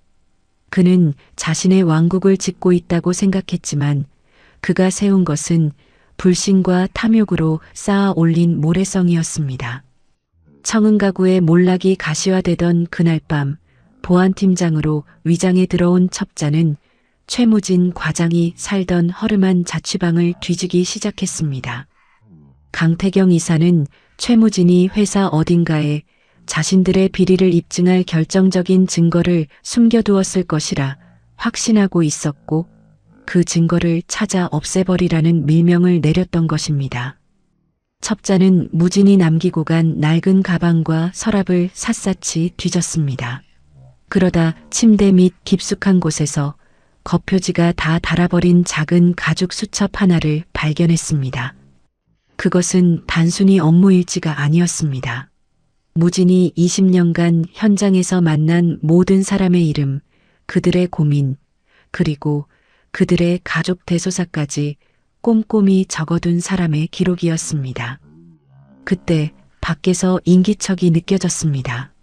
첩자가 당황해 수첩을 가방에 쑤셔 넣으려던 찰나 방문이 거칠게 열리며 현장 반장이 나타났습니다. 그는 평소 무진을 친형처럼 따르던 사람이었습니다. 너 지금 뭐 하는 거야? 최 과장님 짐을 왜 내가 뒤지고 있어? 반장의 고함에 첩자는 흠칫 놀라며 뒷걸음질 쳤습니다. 두 사람 사이에 팽팽한 긴장감이 감돌았습니다. 첩자는 자신의 정체가 탄로날 위기에 처하자 반장을 위협하며 밖으로 도망치려 했습니다. 하지만 현장의 장인들이 하나둘 모여들면서 상황은 급반전되었습니다. 이 자식, 우리 과장님 모함하고 다닌 놈 아니야? 여기서 뭐 하는 건지 똑바로 말해. 장인들의 위세에 눌린 첩자는 결국 수첩을 떨어뜨린 채 어둠 속으로 달아났습니다. 현장 반장은 바닥에 떨어진 낡은 수첩을 조심스럽게 집어들었습니다. 수첩을 펼친 그는 한참 동안 말을 잇지 못했습니다. 그 안에는 그들이 알지 못했던 최무진의 진심이 담겨 있었기 때문입니다. 수첩의 중간중간에는 반장의 아들이 병원에 입원했을 때 무진이 몰래 병원비를 보탰던 기록, 또 다른 장인의 아내가 세상을 떠났을 때 무진이 밤새 장례식장을 지켰던 흔적들이 고스란히 남아 있었습니다. 그리고 가장 마지막 페이지에는 자신이 해고당하기 직전까지도 시스템의 오류를 걱정하며 장인들에게 피해가 가지 않도록 대안을 적어놓은 메모가 적혀 있었습니다. 우리가 무슨 짓을 한 거야? 이토록 우리를 아껴주던 분을 우리는 그놈들의 말만 듣고 짐승 취급을 했어. 반장의 눈에서 뜨거운 눈물이 뚝뚝 떨어졌습니다. 그가 소리 높여 수첩의 내용을 동료들에게 읽어주자 공장 마당에는 무거운 침묵과 통곡 소리가 동시에 퍼져나갔습니다. 첩자가 퍼뜨린 유언비어는 한순간에 거짓으로 판명났습니다. 사람들은 이제야 자신들이 무엇을 잃어버렸는지 뼈저리게 실감했습니다. 하지만 수첩의 가치는 여기서 끝이 아니었습니다. 마지막 장을 넘기던 반장의 손끝이 멈췄습니다. 거기에는 강태경 이사가 하청업체로부터 수억 원대 리베이트를 받아 챙긴 정황과 법인 카드를 사적으로 유용하며 회사의 자금을 개인적인 사치품 구매에 탕진한 내역이 상세하게 적혀 있었습니다. 최무진은 쫓겨나는 순간까지도 자신이 해고당한 진짜 이유가 단순히 시스템 때문이 아니라 태경의 부정부패를 감시하고 있었기 때문이라는 사실을 직감하고 기록해 두었던 것입니다. 이것이야말로 청은가구를 지탱해온 진짜 데이터이자 태경의 오만한 제국을 무너뜨릴 결정적인 한 방이었습니다. 이거야. 이사 그놈이 왜 그토록 최 과장님을 내쫓으려 했는지 알겠어. 과장님은 처음부터 이 모든 걸 알고 계셨던 거야. 반장의 목소리는 분노로 떨리고 있었습니다. 현장의 장인들은 이제 더 이상 기계를 돌리는 노동자가 아니었습니다. 그들은 수첩을 손에 쥐고 이제 어떻게 행동해야 할지 서로의 눈을 맞췄습니다. 태경이 심어둔 첩자는 정체가 탈로 났고 최무진의 진심이 담긴 수첩은 이제 장인들의 손에 들어왔습니다. 회사 내부에 팽배했던 불신은 순식간에 태경을 향한 거대한 분노로 변했습니다. 장인들은 밤새 수첩의 내용을 복사하고 이를 전 직원들에게 돌릴 준비를 했습니다. 태경은 자신이 이겼다고 자만하며 잠든 밤이었지만 그의 집 밑바닥에는 이미 거대한 폭발이 준비되고 있었습니다. 최무진은 멀리서 이 모든 소식을 전해 들으며 비로소 자신이 준비해야 할 마지막 단계를 생각했습니다. 이제는 그가 직접 움직일 차례였습니다. 다음 날 아침 태경은 평소와 다름없이 오만한 태도로 사무실 문을 열었습니다. 그는 보안팀장이 최무진의 수첩을 확보해 왔을 것이라 믿어 의심치 않았습니다. 하지만 그의 예상과 달리 공장의 분위기는 극도로 기묘했습니다. 평소라면 시스템 알람 소리로 시끄러웠어야 할 작업장이 고요했고 직원들은 각자의 자리에서 기계를 끄고 비장한 표정으로 그를 기다리고 있었습니다. 태경은 불길함을 느끼며 노조 대표를 사무실로 불렀습니다. 이게 다 뭡니까? 왜 다들 일을 멈추고 저를 이렇게 쳐다보는 거죠? 노조 대표는 아무 말 없이 태경의 책상 위에 최무진의 낡은 수첩을 올려놓았습니다. 태경의 눈이 커졌습니다. 수첩이 여기 있다는 건 자신의 첩자가 실패했다는 뜻이었습니다. 태경은 당황하며 수첩을 뺏으려 했지만 노조 대표가 한 발 앞서 수첩을 집어들었습니다. 이사님, 이 안에 무엇이 적혀 있는지 우리 모두가 확인했습니다. 이사님이 그토록 도려내려 했던 낡은 유물이 사실은 이 회사의 명주를 쥐고 있었더군요. 노조 대표는 수첩을 펼쳐 태경의 비리가 적힌 페이지를 낭독하기 시작했습니다. 억대 리베이트, 법인 카드로 구입한 사치품 내역, 그리고 하청업체를 협박해 얻어낸 부당 이득까지 그간 시스템 효율화를 부르짖으며 직원들에게 희생을 강요했던 태경의 위선이 적나라하게 드러나는 순간이었습니다. 태경의 얼굴은 흙빛으로 변했습니다. 그는 애써 태어난 척하며 소리쳤습니다. 이건 다 최무진이 조작한 겁니다. 그자가 나를 몰아내기 위해 지어낸 헛소리에 불과해요. 다들 지금 제정신입니까?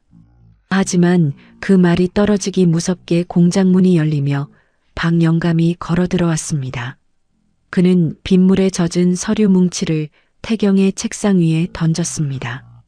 이건 최 과장이 조작한 게 아니라 내가 직접 보관하고 있던 납품 계약서 사본들이다. 이사님이 챙긴 리베이트가 어떤 통장으로 흘러 들어갔는지 그 증거들을 법무팀이 아니라 검찰에 제출하기 위해 들고 왔다. 태경은 그제야 자신이 완벽하게 포위되었음을 깨달았습니다. 현장의 장인들이 하나둘씩 태경의 사무실로 다가왔습니다. 그들의 눈빛에는 분노를 넘어선 경멸이 서려 있었습니다. 태경은 뒷걸음질 쳤습니다. 자신의 시스템이, 자신의 오만이 이토록 처절하게 무너질 줄은 꿈에도 몰랐던 것입니다. 하지만 태경은 마지막 순간까지도 발악했습니다. 그는 회사 로비에 있던 사설 보안 요원들을 호출해 장인들을 밀어내라 명령했습니다. 전원 해고입니다. 당장 밖으로 나가. 너희들이 이렇게 나온다고 내가 무릎 꿇을 것 같으냐? 그의 광기 어린 외침은 공허하게 울릴 뿐이었습니다. 보안 요원들조차 자신들이 지키고 있는 대상이 범죄자라는 사실을 깨달은 듯 장인들을 막아서기를 주저했습니다. 시스템의 정점에 서 있다고 믿었던 태경은 이제 자기 자신이 세운 성 안에서 가장 비참한 죄수가 되어가고 있었습니다. 최무진은 멀리서 공장의 상황을 지켜보고 있었습니다. 그에게 반장의 연락이 왔습니다. 과장님, 이제 시작입니다.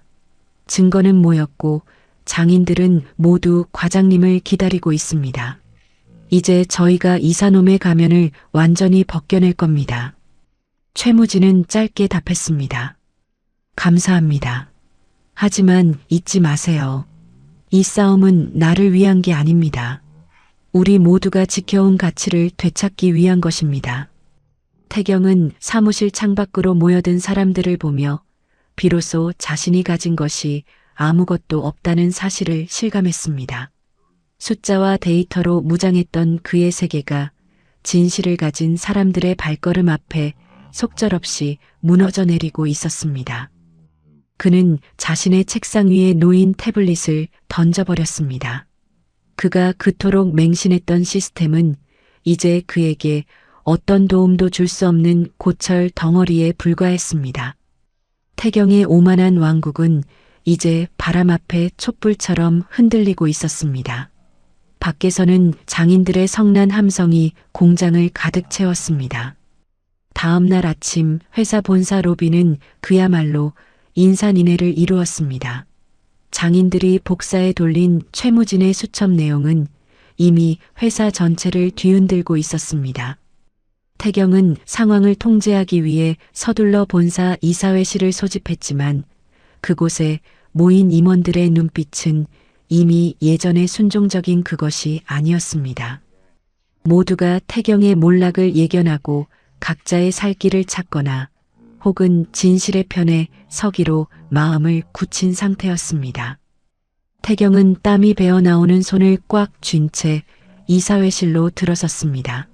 하지만 그곳에는 이미 회장과 임원들 그리고 회사 대표급 장인들이 자리를 잡고 앉아 있었습니다. 분위기는 살얼음판 같았습니다. 회장은 평소의 온화한 모습은 온데간데 없이 차갑고 무거운 표정으로 태경을 응시하고 있었습니다. 태경아, 그 수첩에 적힌 내용이 사실이냐? 내가 회사의 자금을 유용하고 하청업체들과 뒷거래를 해왔다는 것이 정말인가? 회장의 낮고 굵은 목소리가 이사회실을 짓눌렀습니다. 태경은 애써 당당한 척했지만 목소리는 미세하게 떨리고 있었습니다. 할아버지, 그건 전부 최무진이라는 사람이 저를 몰아내기 위해 날조한 거짓입니다. 그 인간이 현장 사람들을 선동해서 저를 비방하는 거예요. 그자의 낡은 수첩에 적힌 내용 따위를 믿으시는 겁니까? 그때 회의실 문이 조용히 열리며 최무진이 걸어 들어왔습니다. 지난 며칠간 그를 그토록 괴롭혔던 초췌함은 사라지고 그의 얼굴에는 오히려 20년간 회사를 지켜온 사람만이 가질 수 있는 단단한 기품이 서려 있었습니다. 장인들은 일제히 일어나 최무진에게 깊은 예의를 표했습니다. 그 수첩은 조작된 것이 아닙니다. 이사님께서 지난 6개월 동안 회사 곳곳에 남긴 발자취이자 저와 우리 동료들이 지난 20년 동안 청은 가구를 지켜온 증거입니다. 무진은 담담하게 말을 이어갔습니다. 그가 태경의 악행을 조목조목 짚어낼 때마다 이사회실의 임원들은 경악을 금치 못했습니다. 시스템이라는 명목 아래 숨겨져 있던 태경의 탐욕이 무진의 차분한 목소리를 통해 낱낱이 해부되고 있었습니다. 태경은 자신의 왕국이 허무하게 무너져 내리는 것을 보며 미친 듯이 소리를 질렀습니다.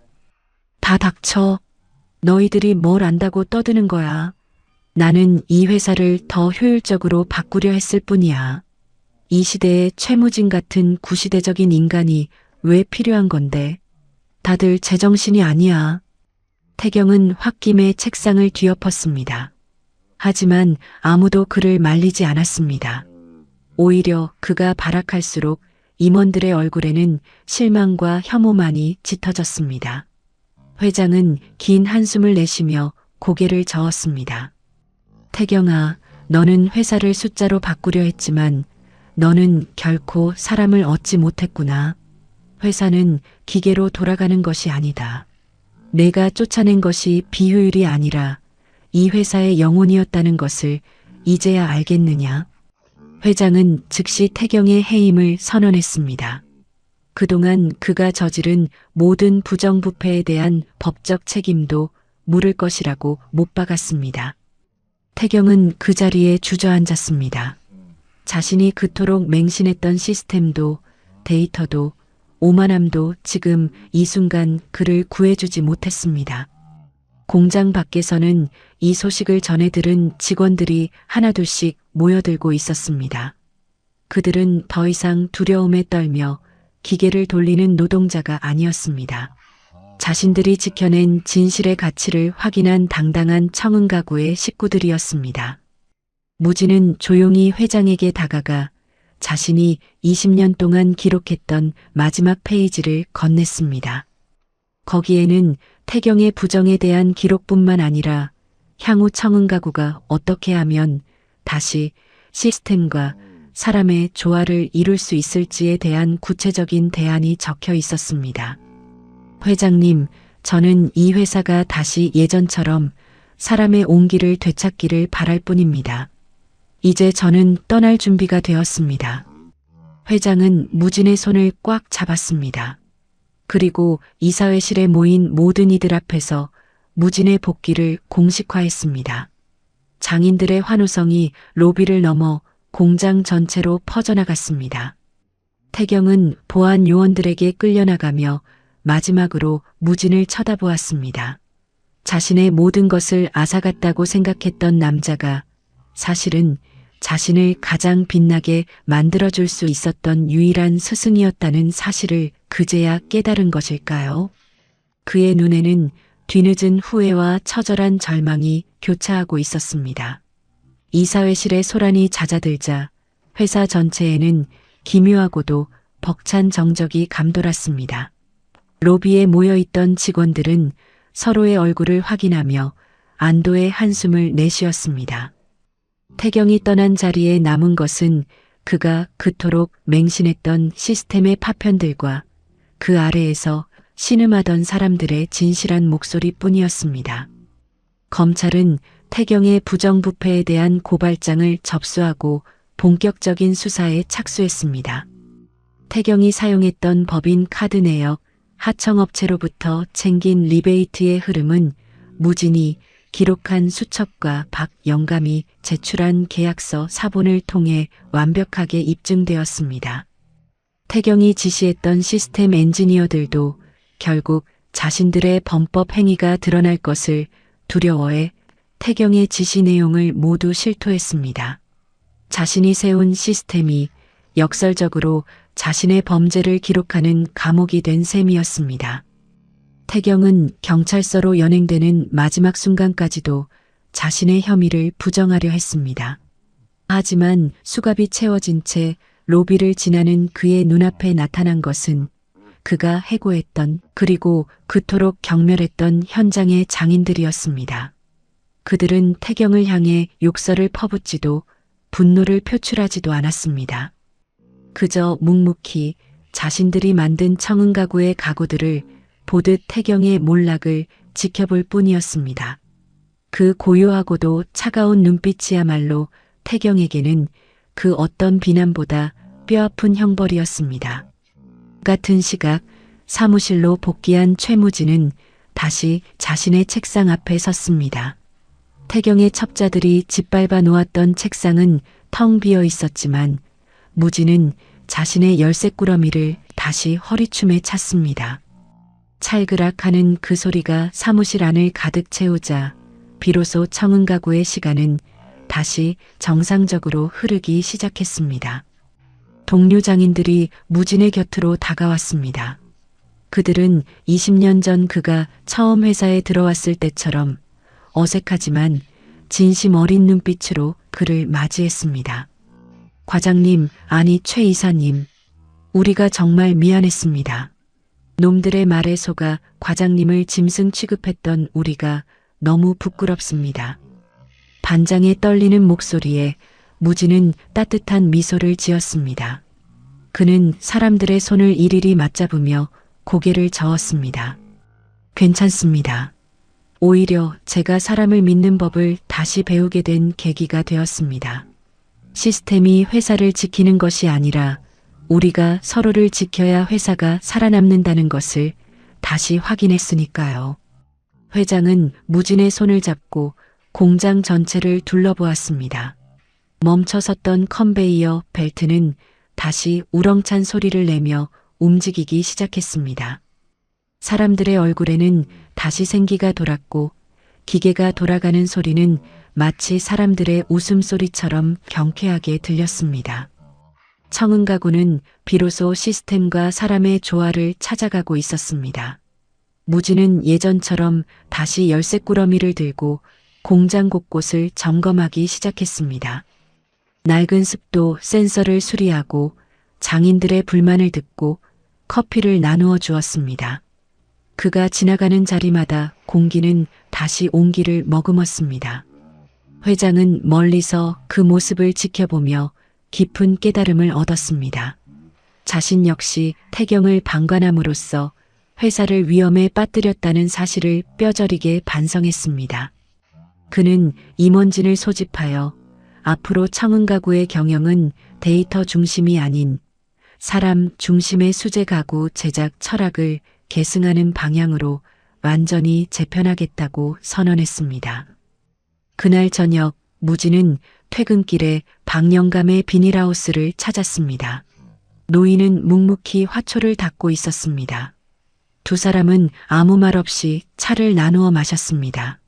노인은 찻잔을 내려놓으며 나직하게 말했습니다. 최 과장, 자네가 이겼네. 숫자 몇 개에 흔들리는 인생이 아니라 사람의 마음을 얻는 인생이 무엇인지 자네가 증명했어. 무진은 창밖으로 펼쳐진 어둠을 바라보았습니다. 이제 공장에서는 은은한 가구 향기가 피어오르고 있었습니다. 무진에게 20년의 세월은 그저 버틴 시간이 아니라 오늘을 준비하기 위한 단단한 뿌리였습니다.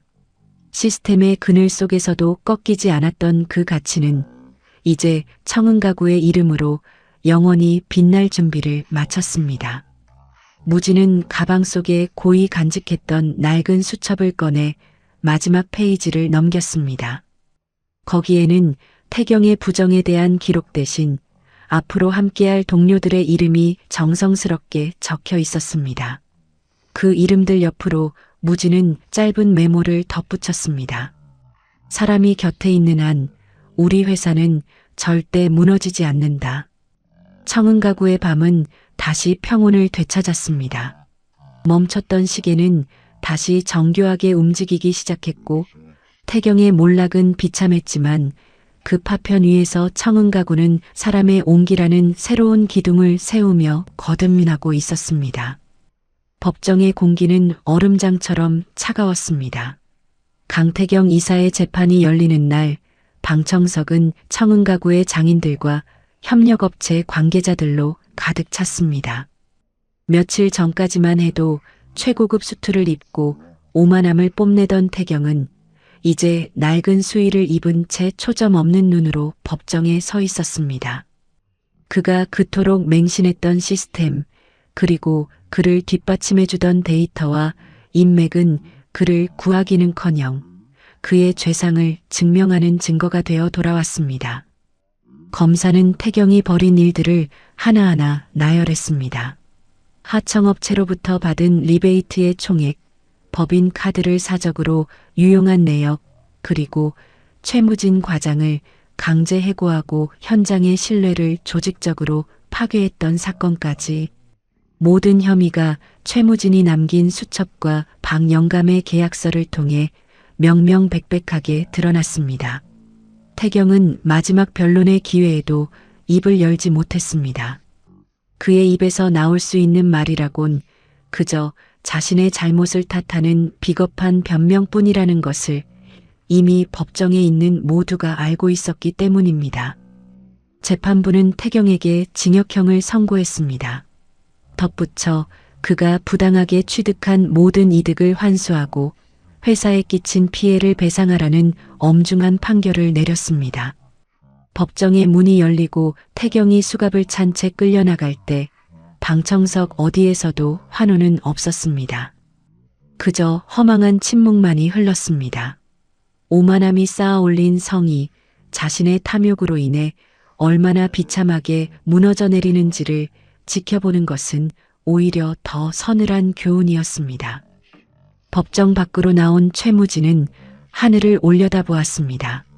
태경의 처벌은 그가 겪었던 고통에 비하면 너무나 가벼운 것일지도 모릅니다. 하지만 무진에게 중요한 것은 태경의 불행이 아니었습니다. 태경이 떠난 그 빈자리에 다시 사람이 들어올 수 있게 되었고 숫자가 아닌 진심이 회사의 중심이 될 수 있다는 사실을 확인한 것만으로도 충분했습니다. 그날 이후 청흥가구는 빠르게 정상화되었습니다. 회장은 경영의 전면에 나서 더 이상 숫자가 사람을 앞서지 않게 하겠다는 철학을 공표했습니다.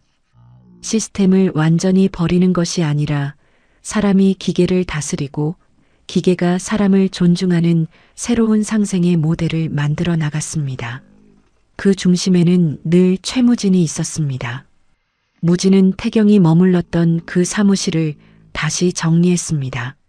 태경의 개인 물건들은 모두 치워졌고 그 자리에 다시 장인들이 만든 정교한 가구와 사람 냄새 나는 기록들이 채워졌습니다. 태경의 시스템은 무너졌지만 무진이 20년간 쌓아올린 신뢰는 그 어떤 시스템보다 단단했습니다. 이제 사람들은 숫자를 믿는 것이 아니라 서로의 손을 믿기로 했습니다. 청흥가구의 새로운 아침은 그렇게 사람의 온기를 바탕으로 다시 태어나고 있었습니다. 그것은 시스템이 이길 수 없는 가장 인간적인 승리였습니다. 시간이 흘러 청흥가구의 공장에는 다시 계절이 바뀌었습니다. 창밖으로는 나무들이 제각기 다른 빛깔로 잎을 틔우고 공장 안은 은은한 나무 향기로 가득 찼습니다. 강태경 이사가 휩쓸고 지나간 자리는 이제 모두 치유되었습니다. 그곳에는 시스템의 차가운 수치 대신 사람들의 웃음소리와 정성스럽게 나무를 어루만지는 장인들의 손길이 자리 잡고 있었습니다. 이제 그의 손에는 과거의 낡은 수첩 대신 앞으로 함께할 청년 장인들의 꿈이 담긴 새로운 기록들이 적히고 있었습니다.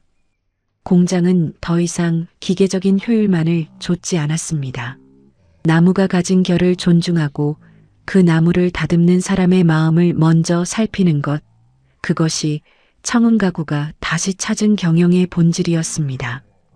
회장은 경영 일선에서 한 걸음 물러나 회사의 철학을 이어갈 미래 세대를 양성하는 데 힘을 쏟았습니다. 그는 태경의 몰락을 겪으며 뼈저리게 느꼈던 교훈을 가슴에 새기고 있었습니다. 회사는 결코 한 사람의 오만한 판단이나 차가운 시스템만으로 유지될 수 없다는 사실을 말입니다. 이제 청흥가구는 대를 이어 장인 정신을 잇는 세상에서 가장 따뜻하고 단단한 가구를 만드는 곳으로 다시 태어났습니다. 태경의 빈자리를 채운 것은 더 이상 차가운 기계가 아니었습니다. 현장 반장을 필두로 한 장인들은 각자의 공정을 스스로 책임지며 서로를 믿고 격려하는 문화를 만들어 갔습니다. 최무진은 그들의 곁에서 때로는 묵묵한 조언자가 되어주고 때로는 그들의 짐을 함께 나누어지는 버팀목이 되어주었습니다. 어느 날 저녁 공장 문을 닫고 나오는 최무진에게 지난날 그를 돕기 위해 애썼던 현장 반장이 다가왔습니다. 두 사람은 공장 마당에 앉아 어둑해지는 저녁 하늘을 바라보았습니다. 과장님, 가끔 생각합니다. 그때 만약 이사놈의 말대로 우리가 시스템에만 순응하고 과장님을 외면했다면 지금 우리 회사는 어떤 모습이었을까요? 무진은 옅은 미소를 지으며 대답했습니다. 그랬다면 우리는 지금 이 향기로운 나무향 대신 죽어버린 기계의 쇠냄새 속에서 살고 있었겠지요. 하지만 우리는 그러지 않았습니다. 사람의 가치를 믿었고 서로를 포기하지 않았으니까요. 그게 우리가 이긴 이유입니다. 무진의 말에 반장은 고개를 끄덕였습니다. 공장 밖으로 펼쳐진 길은 더 이상 어둡지 않았습니다.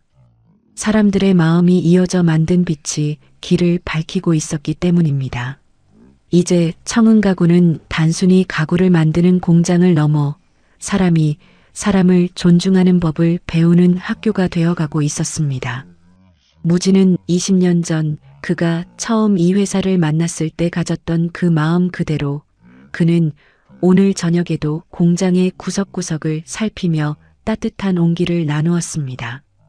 태경이라는 오만한 폭풍은 지나갔고 그 자리에는 사람의 온기를 머금은 단단한 뿌리가 다시 깊게 내렸습니다. 우리의 인생 또한 마찬가지일 것입니다. 때로는 시스템이라는 그럴듯한 논리에 밀려 우리가 가진 진심이 외면당하는 순간이 있을지도 모릅니다. 하지만 최무진이 보여주었던 것처럼 묵묵히 자신의 자리를 지키며 사람을 사랑하는 마음을 잃지 않는다면 어떠한 비바람 속에서도 우리의 가치는 반드시 꽃을 피울 것입니다. 사람의 온기가 흐르는 한 이 회사의 불빛은 영원히 꺼지지 않을 것입니다. 오늘도 이야기 친구와 함께 해주셔서 감사합니다. 건강하세요.